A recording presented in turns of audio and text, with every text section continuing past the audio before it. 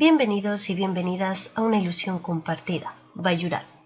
Entre nuestros temas de diálogo sobre la educación inclusiva, una necesidad para la Agenda de Educación 2030, vamos a abordar qué es y qué no es la educación inclusiva, pero desde un punto de vista práctico. Y para ello contamos con la intervención de Lourdes Lancha Santana. Hola, soy Lourdes Lancha Santana, alumna del Máster de Formación del Profesorado de la ONU, y me dispongo a continuación a exponer la infografía que he realizado para la clase de Educación Inclusiva y Atención a la Diversidad de mi profesora Judy Ruiz. Quiero explicar lo que es la educación inclusiva y lo que no es educación inclusiva. Empiezo reflejando una de las frases de Nelson Mandela que desde pequeña me ha apasionado sobre educación. La educación es el arma más poderosa que puedes usar para cambiar el mundo. A continuación, hago una aproximación conceptual del término educación inclusiva. Ninguna persona debe ser excluida por razones socioculturales, de género, procedencia, dificultad de aprendizaje, trastornos, entre otros. Es un proceso, la educación inclusiva, de humanización que supone siempre el respeto, la participación y la convivencia. Es a su vez una búsqueda constante de formas más adecuadas para poder atender a la diversidad. El sistema educativo debe aportar oportunidades equivalentes para obtener el máximo potencial de todo el alumnado. La educación inclusiva es tener derecho a la diferencia, pero nunca una diferencia de derechos. A continuación, expongo la evolución que ha tenido la inclusión en el aula. En un primer momento no era inclusión, era exclusión, porque existían centros específicos de educación especial, llamados de educación especial, donde iban los niños y niñas que tenían características diferentes. Los niños y niñas que tenían características distintas se albergaban en ese tipo de centros educativos. Posteriormente, se evolucionó un poquito hacia el término integración, donde el mismo centro ordinario habilitaba un espacio específico del centro que se llamaba aula de apoyo, aula específica, donde trabajaban los niños y niñas con características diversas, características diferentes. Y por último, hemos llegado al término inclusión.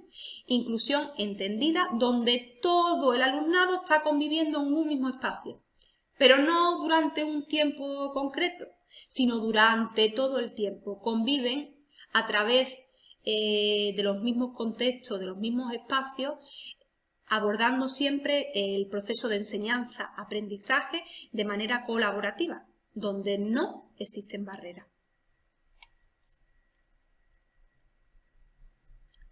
A continuación, voy a desarrollar con diferentes ítems qué es la educación inclusiva y qué no debemos considerar educación inclusiva.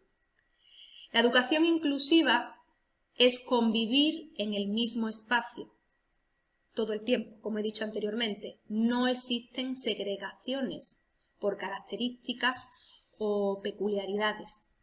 Existe en la educación inclusiva un currículum común, que no quiere decir con ello que sea un currículum idéntico. En educación inclusiva se aboga por una educación general, no por la educación especial. En la educación inclusiva, las diferencias son vistas de forma positiva, como un valor, mientras que no se pretenden eliminarlas, sino que se le intenta dar soluciones a esas dificultades existentes. No es educación inclusiva intentar y pretender eliminarlas, sin dar soluciones, obviamente. Educación inclusiva es un proyecto real donde debemos trabajar, no es una utopía. La educación inclusiva alberga a todo el alumnado, contempla a todo el alumnado. No es educación inclusiva si solamente un alumno está excluido del sistema. Entonces no es educación inclusiva, aunque sea un solo alumno el que se encuentre excluido. La educación inclusiva es personificación, no individualización. La educación inclusiva debe fomentar las potencialidades del niño o de la niña. No es evitar sus dificultades si no le damos los medios.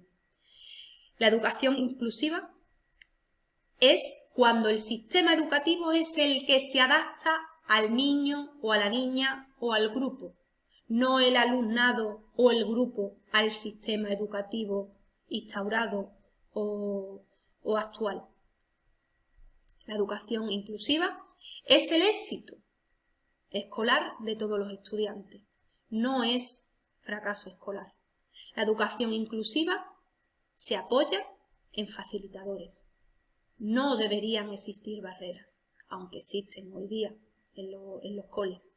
Algunas de las barreras vamos a verlas a continuación. ¿Qué entendemos como barrera en el sistema educativo? Pues las barreras son aquellos factores del contexto que pueden dificultar o limitar el pleno acceso a la educación y a las oportunidades de aprendizaje de todos los alumnos, de todo el alumnado. ¿Cómo la podemos eliminar? En primer lugar, que sean conocidas tanto por la familia, como por el profesorado, como por el mismo alumnado. Existen 4 tipos de barreras principalmente: las políticas, las culturales, las didácticas y las de organización. Las barreras políticas. ¿Por qué existen barreras políticas? Porque aún hoy día existen normativas contradictorias. ¿Cómo debemos eliminarlas, esas barreras? Pues unificando normativas. Las barreras culturales, que incluyen las conceptuales y las actitudinales. ¿Por qué existen? Porque aún hoy día sigue existiendo la necesidad de clasificar y etiquetar continuamente al alumnado, considerando a los niños y a las niñas seres estáticos, sin posibilidad de cambio. Si queremos eliminar estas barreras, debemos de contemplar que los diagnósticos que se desarrollan y que se realizan son una fuente actual de información, pero por supuesto con posibilidad de amplitud, con posibilidad de cambio, de evolución. Porque no podemos olvidar que existe la plasticidad cerebral en nuestros niños y nuestras niñas. Y a su vez también debemos de contemplar el concepto de inteligencias múltiples de Garnes de 1995, que es bastante importante. Aquí, por ejemplo, a modo de ejemplo, que me encantó una de las dinámicas que hicimos con Judith en clase, que trataba de hacernos ver a través de ejemplos de animales del bosque las características que pueden tener los niños y las niñas y cómo potenciarlas en lugar de frustrar al alumnado, de desmotivarlo. Nos ponía el ejemplo de un pez, es un estupendo nadador, un león es un ejemplar trepador. La liebre, pues es un animal que es una estupenda corredora y con una velocidad estupenda. No podemos pretender que el pez llegue a ser un gran trepador o que la liebre sea una gran nadadora. Vamos a potenciar y vamos a motivar para que el pez llegue a ser el mejor de los nadadores, la liebre sea la mejor de las corredoras con una velocidad estupenda y que el león sea el mejor de los trepadores. Vamos a potenciar las potencialidades, vamos a potenciar las cosas positivas y los aspectos positivos, las actitudes positivas que tenga nuestro alumnado. No centrarnos tanto en las dificultades. Y sobre todo eso, abordar que pueden aprender lo mismo, pero en contextos y en situaciones diferentes. Las barreras didácticas. Siempre se potencia la competitividad entre el alumnado. No. Tenemos que trabajar desde la cooperación, a través de los trabajos cooperativos. Una de las barreras principales que siempre ha existido también es el libro de texto, el currículum estructurado por disciplinas, las adaptaciones curriculares continuas. Vamos a abogar, si queremos una educación inclusiva real, por un currículum diversificado, donde aprender lo mismo, pero con experiencias diferentes. Y la última consideración de las barreras es la organizativa, tanto en espacio como en tiempo, donde siempre se ha pretendido agrupar a los alumnos homogéneamente, no a través de grupos heterogéneos. Siempre ha sido a través de una enseñanza tradicional. Hoy día abogamos por la innovación educativa para eliminar esas barreras en educación inclusiva.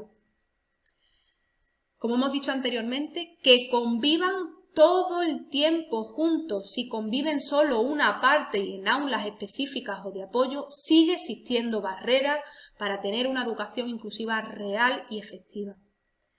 Otra de las barreras es la no actualización de los docentes.